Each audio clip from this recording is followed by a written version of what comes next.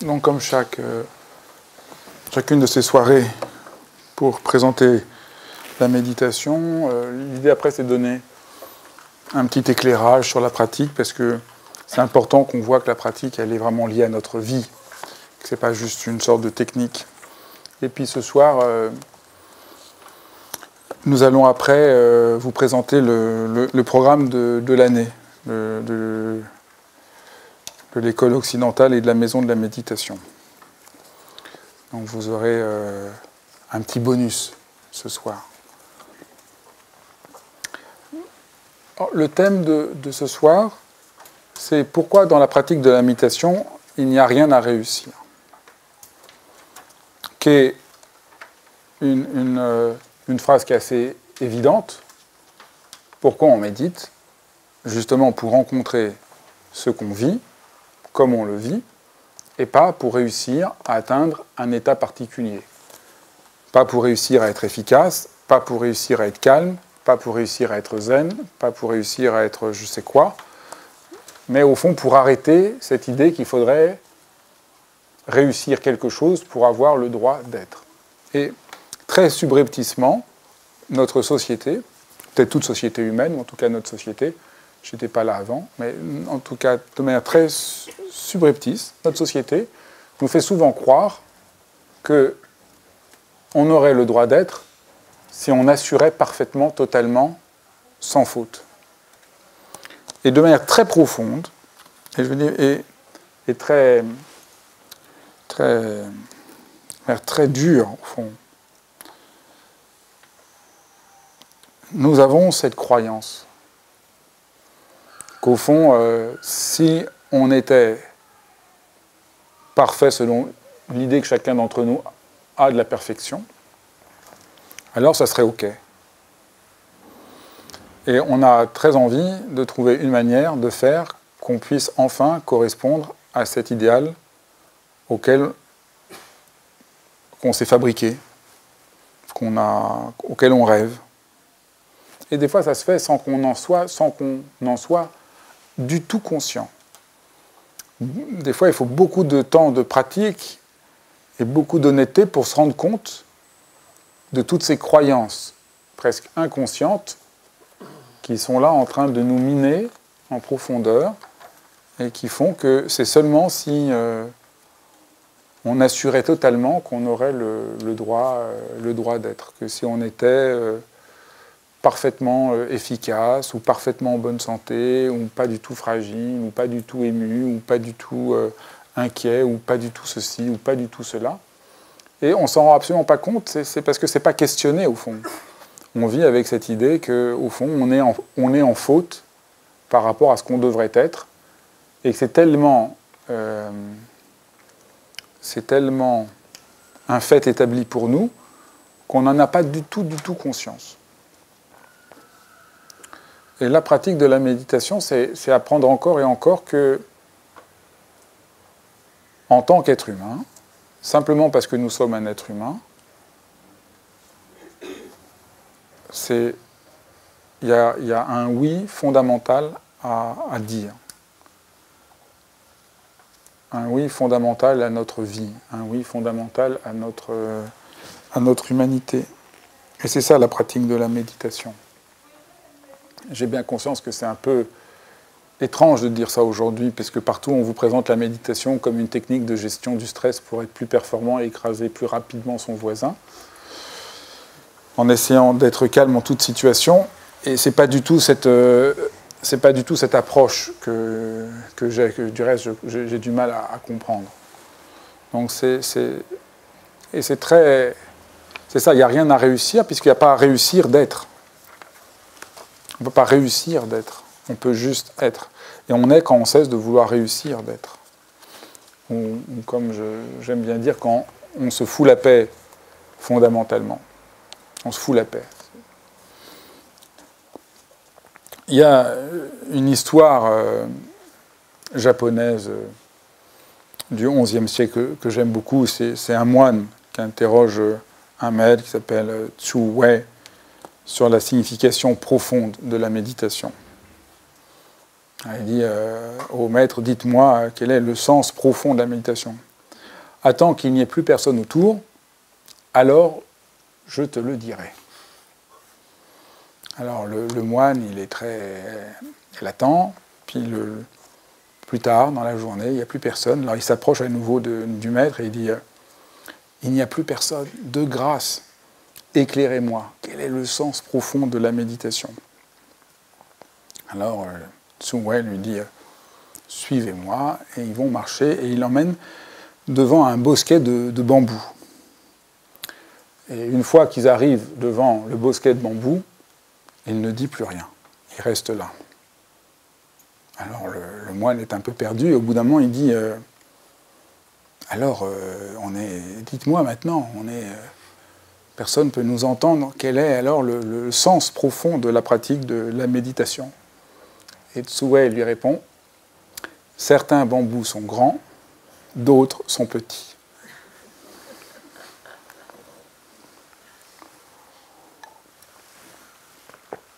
Ça, c'est la manière un peu japonaise de dire foutez-vous la paix. Mais c'est très...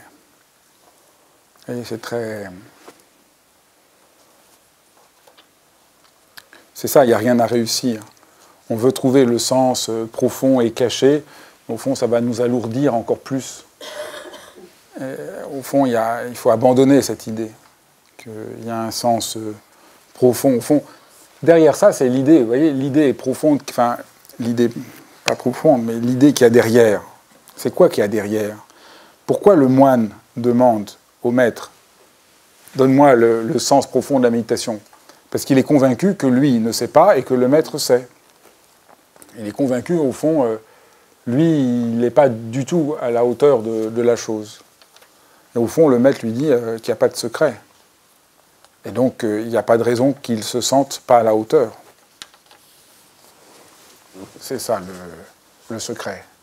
C'est qu'il n'y a pas de secret qui fait qu'il y en a qui auraient le secret et d'autres qui ne l'auraient pas.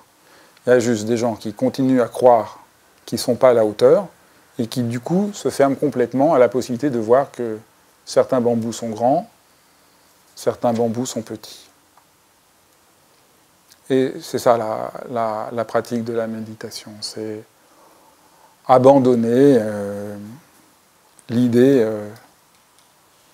qu'on est incompétent, incapable ou je ne sais quoi. C'est abandonner cette idée qui nous empêche de faire ce qu'il y a à faire. De retrousser ses manches et de se mettre au boulot, au fond.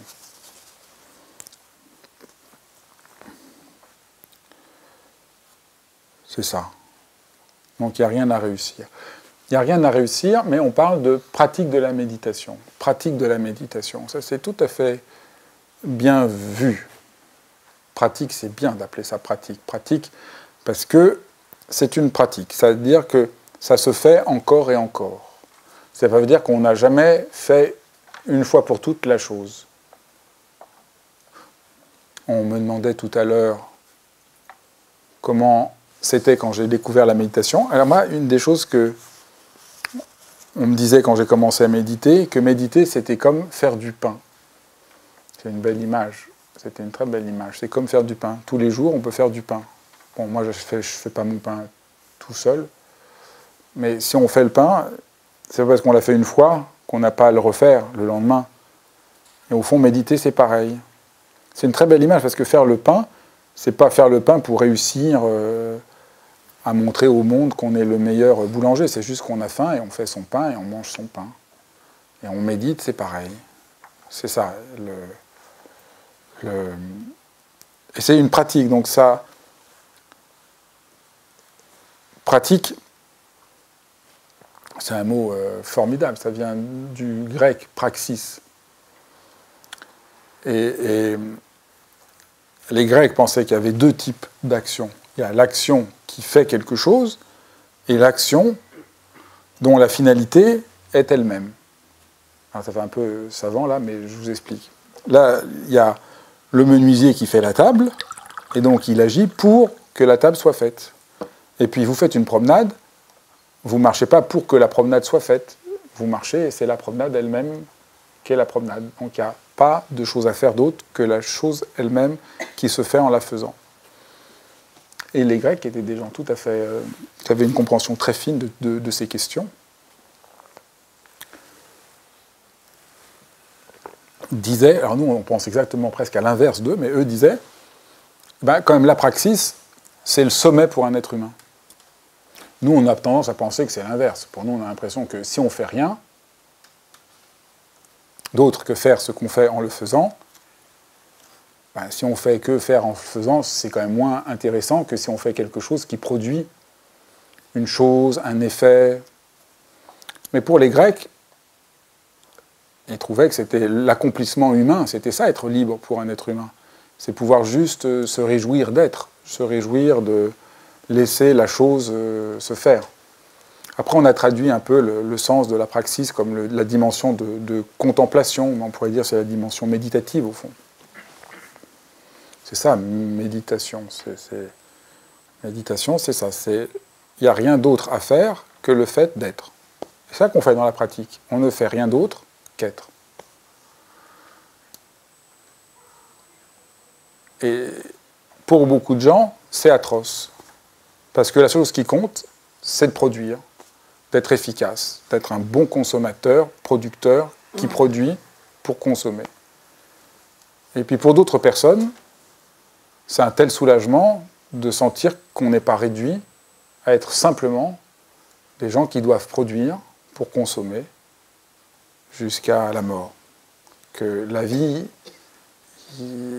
c'est entrer en rapport à un souffle, une source, un don.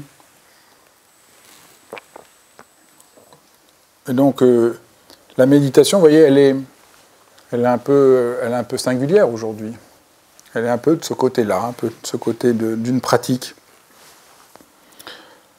Et comme c'est un peu déconcertant, beaucoup de gens essayent de faire de la pratique une technique pour réussir à devenir un meilleur producteur. C'est quand même...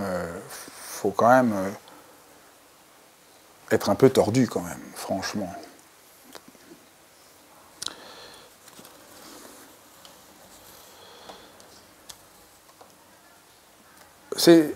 Au début, évidemment, il faut réapprivoiser cette dimension dans laquelle on n'a rien à faire, et c'est parce qu'on n'a rien à faire qu'on pratique.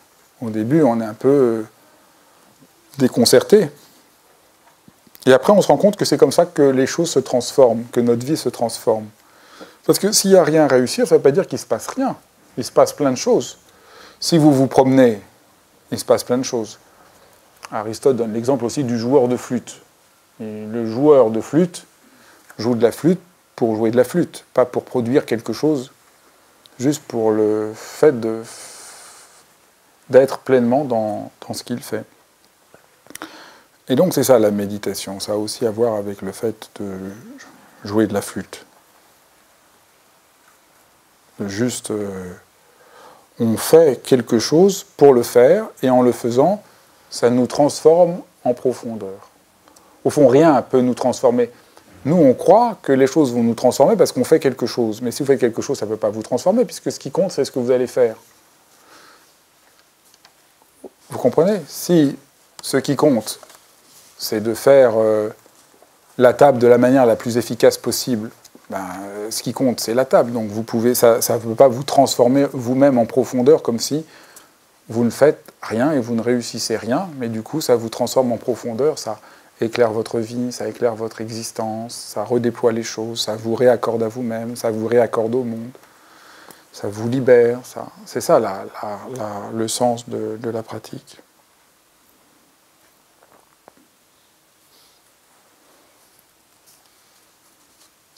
Voilà, si vous avez des questions, vous êtes bienvenus.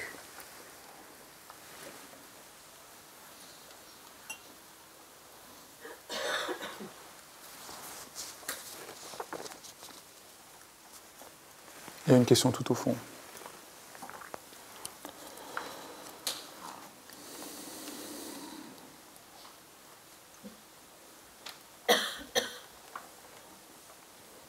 Bonsoir. Moi, je viens juste ce soir, enfin ça fait 2 ans, 2 ans et demi, notre rencontre, vous ne le savez pas, mais moi, je vous ai rencontré avec Foutez-vous la paix. Ça m'a renvoyé quelque chose qui, enfin, c'est quelque chose pour moi qui était tellement parlant, tellement évident, qui me caractérisait tellement que depuis, vous partagez de nombreux moments de ma vie. Tant mieux. Mon mari est là, donc il n'y a aucune ambiguïté. Par contre, ce soir, pour la première fois, en fait, je découvre que je suis en capacité de méditer en silence, alors que finalement, jusqu'à maintenant, c'était toujours des méditations guidées, bien évidemment avec vous. Mais du coup, pour vous, déjà, est-ce que vous faites une différence entre les méditations guidées et celles qui se font en silence? Et est-ce que c'est une finalité? Je dois en mettre partout, des raisons de faire la preuve.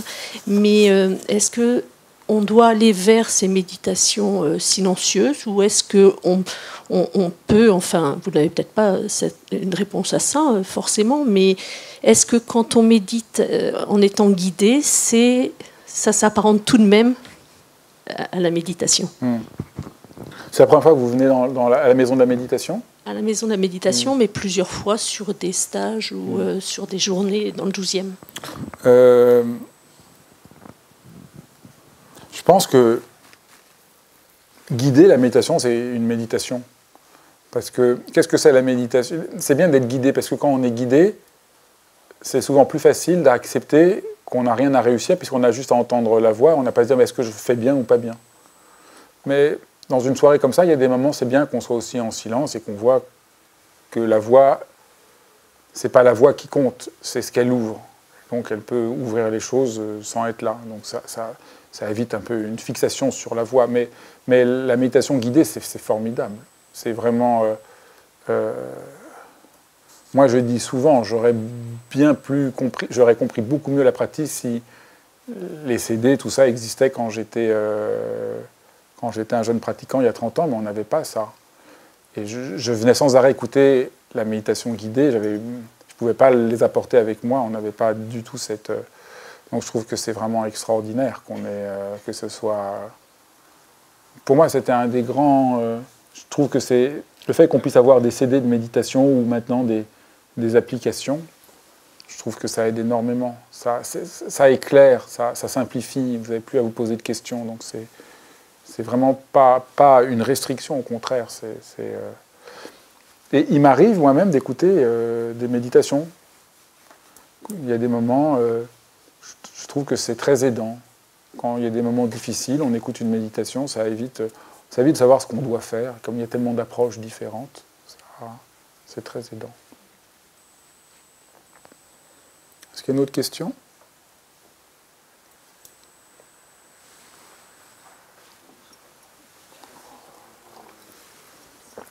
Surtout, il faut oser, parce que alors après, c'est triste, les gens ils me disent à la fin, on a fini la soirée, les gens me disent, j'ai une question, je n'ai pas osé la poser, mais on ne peut pas répondre aux questions hors de ce cadre-là, donc surtout, il ne faut pas hésiter.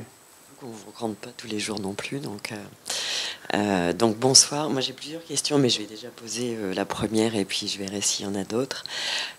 Pour avoir vu des vidéos de vous sur Internet, etc., parce que c'est une amie qui m'a parlé de votre pratique de la méditation. Donc, je me suis beaucoup intéressée à ça avant de venir. C'est la première fois que je viens ce soir. Vous préconisez de pratiquer avec les yeux mi-clos, alors qu'à une époque, j'ai tenté de méditer par moi-même en fermant les yeux.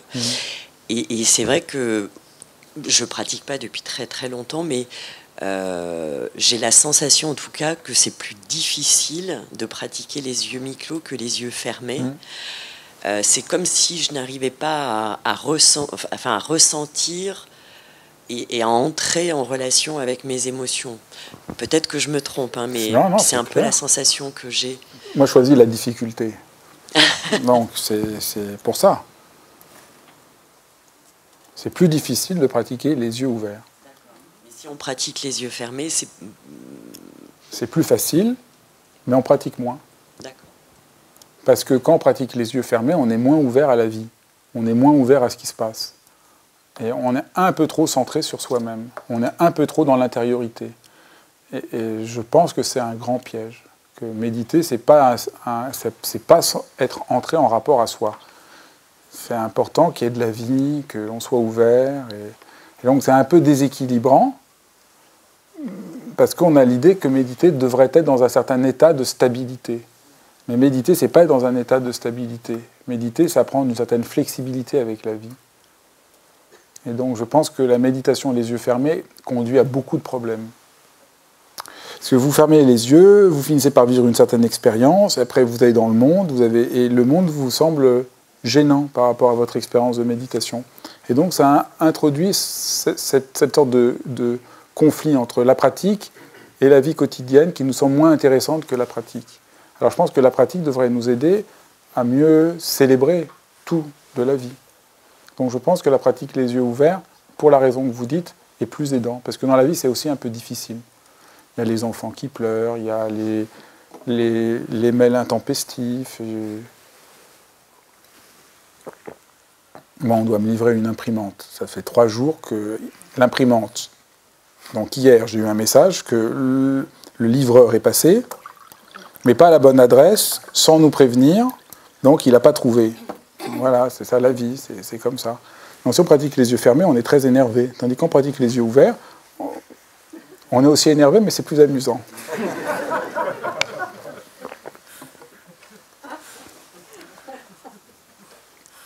Il y avait une autre question ? Vous voulez dire ? Oui.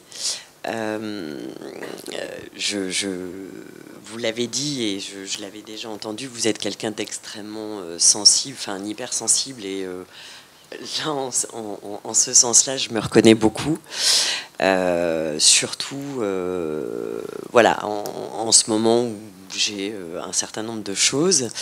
Et quand je pratique, que je tente la pratique, il y a plein de choses qui bouillonnent en moi, juste avant, après, pendant, enfin, et pendant la pratique, c'est comme si je ne ressentais rien.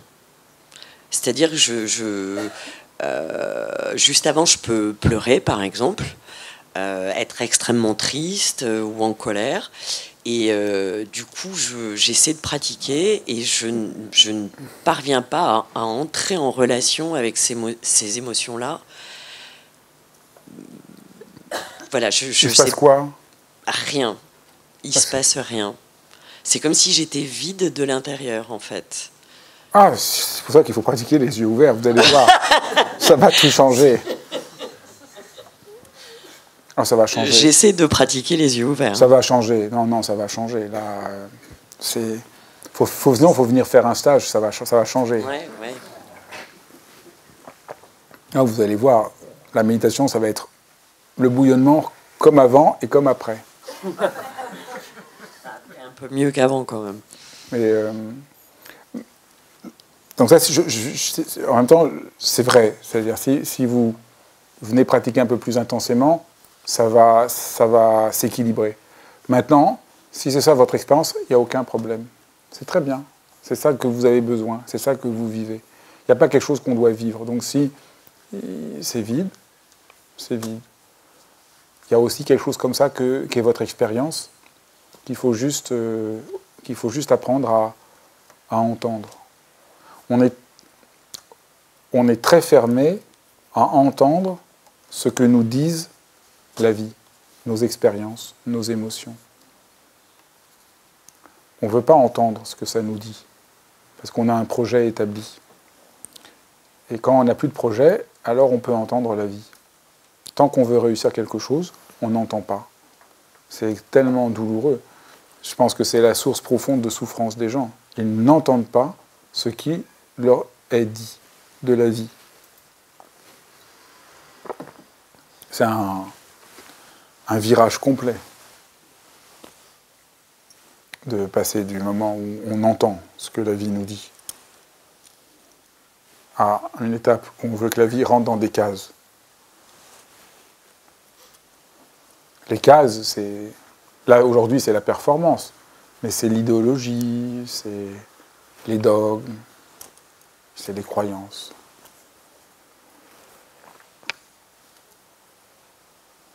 Est-ce qu'il y a une dernière? Oui. Bonsoir.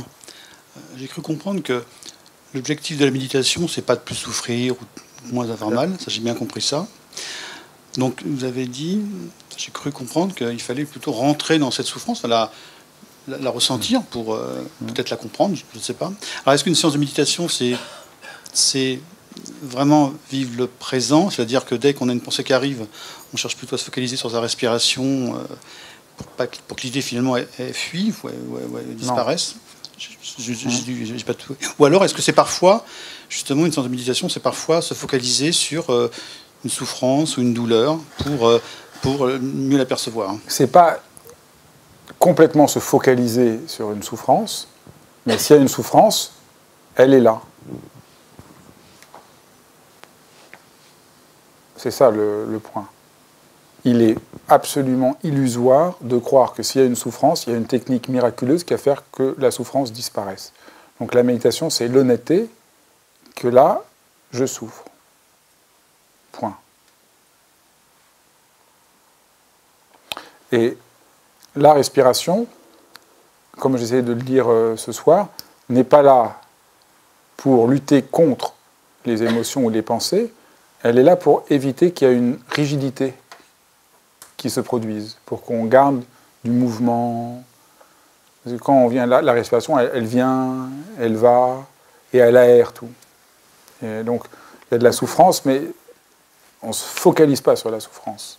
Il y a la souffrance, elle est là, et puis il y a de la flexibilité, il y a quelque chose qui l'aère, ou qui aère notre relation à elle. Et c'est cette précision-là qui fait la pratique.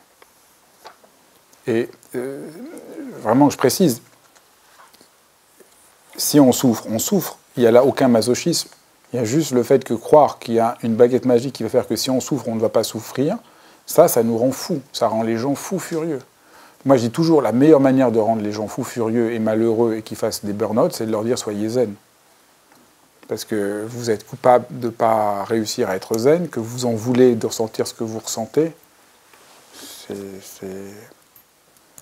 C'est ça le point. Plus on dit aux gens soyez zen, soyez calmes, soyez sereins, plus on les rend fous.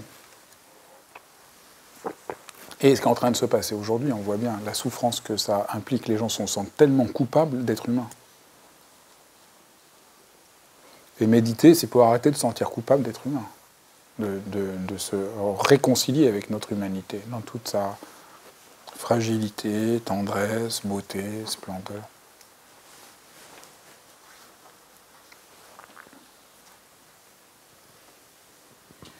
Bonsoir. Ma question, c'est est-ce qu'on sait comment ça marche? La pratique? Oui. Comment la méditation nous transforme notre rapport au monde? Ah oui, oui. La pratique transforme notre rapport au monde parce qu'elle nous apprend peu à peu à sortir du cadre dans lequel on est enfermé. On revient sans cesse à ce qui est préalable à toutes les conceptions qu'on a. Et donc doucement, les conceptions qu'on a nous apparaissent comme beaucoup moins solides, beaucoup moins réelles. Avant de pratiquer nos conceptions sur la réalité, nous ne voyons même pas que nous les avons, comme j'ai dit. Nous avons des conceptions, des croyances sur la réalité, sur nous-mêmes, qui nous entravent et on ne s'en rend même pas compte. C'est la grande difficulté quand les gens viennent peut-être pour la première fois méditer, c'est que c'est très déconcertant. Ça, c'est très déconcertant. C'est quand on a un peu pratiqué qu'on voit à quel point on était prisonnier de quelque chose. On a du mal à le voir au début. On peut juste le pressentir. Ce sont les effets qu'on constate à force de pratiquer. Mais est-ce qu'on sait comment se produit ce processus de transformation? Oui, c'est ça. Je pense que un des aspects, il y a plein d'aspects, mais un des aspects du processus de transformation, c'est que la croyance que nous avons s'estompe. Simplement en revenant, ça s'estompe. Enfin, ça, c'est un moyen. Vous voyez, ça c'est une des manières dont la méditation, on n'a pas besoin de le savoir, mais c'est ça qui se passe. Vous voyez, non, vous êtes un peu... Vous voyez? Oui, bien sûr. Mais encore une fois, j'ai l'impression que ça, c'est plutôt les effets qu'on constate. Moi, non, je c'est suis pas des curieuse effets. de savoir comment ça se passe, quel est le processus, peut-être physiologique ou...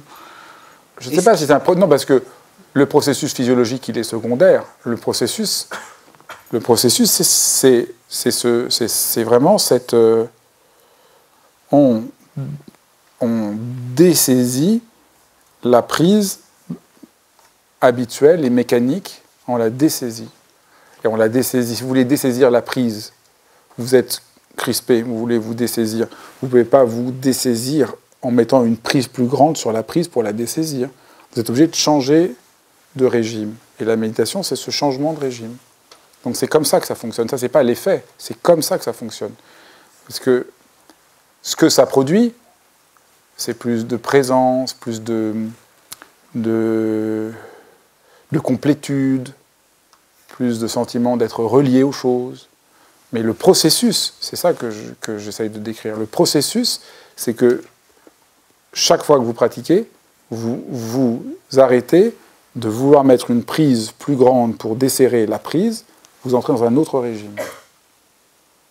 Et c'est cette habituation qui vous réhabitue à une autre dimension de présence et d'existence. Et cette dimension d'existence, nous l'avons abandonnée, en général. Parce que tout ce qu'on nous apprend, c'est une nouvelle méthode pour vraiment réussir d'avoir une prise plus forte sur la prise.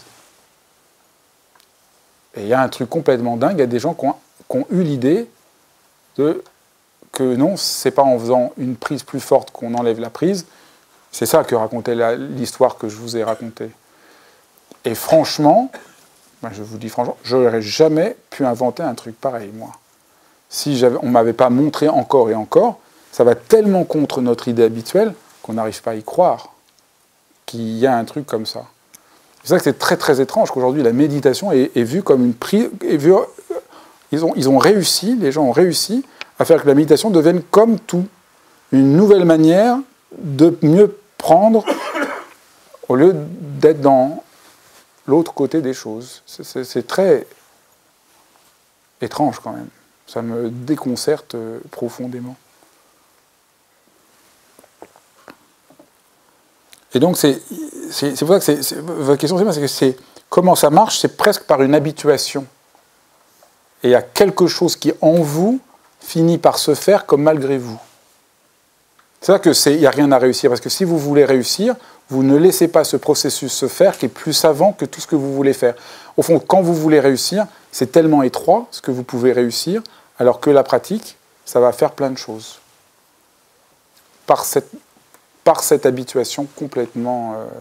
Mais au fond, là je vous donne un peu le processus interne de la méditation, mais quand on pratique, on ne voit pas tout ça, mais on fait un peu cette expérience-là.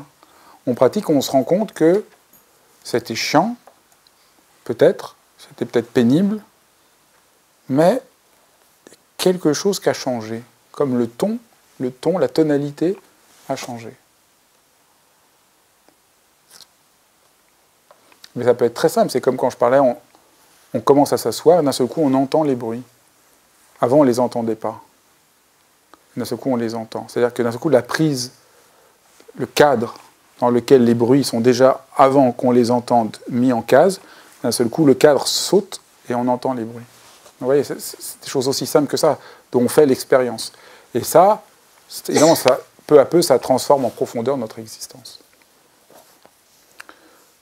Oui. Il y a une question. Oh, il y a plein de questions.